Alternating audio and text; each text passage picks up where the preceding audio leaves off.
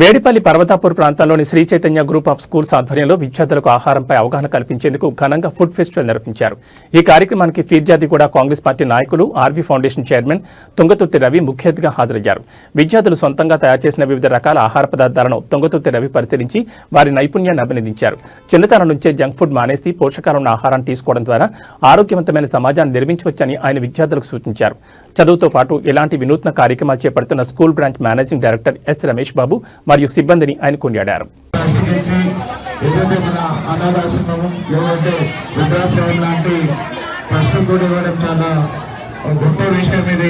పిల్లలతోటి ఒక సేవ లాంటి చేపించే ఒక మంచి పద్ధతిని నేర్పిస్తూ ఉన్నది ఈ శ్రీ చైతన్య స్కూల్.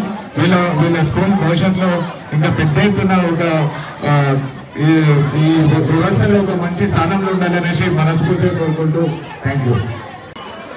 శ్రీ చైతన్య స్కూల్లో ప్రతి సంవత్సరం ఇలాంటి ఫుడ్ ఫెస్టివల్ లాంటివి తీసుకొని వారి యజమాన్యం కూడా వాళ్ళని ప్రోత్సహించడం చాలా బెటర్గా ఉన్నది.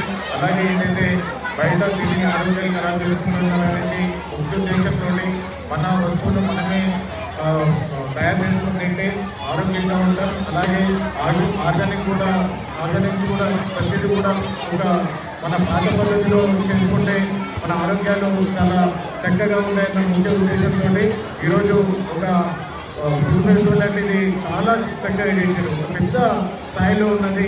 నేను అనుకున్నా ఇక్కడ వచ్చేవారికి మామూలుగా చిన్న చేసారేమో అనుకున్నా. చాలా పెద్ద ఎత్తున తల్లిదండ్రులు కూడా ఆ పిల్లలకి ప్రోత్సహించడం చాలా మంచి పద్ధతి ఇది. అలాగే 210 ఐటమ్స్ పెట్టాను.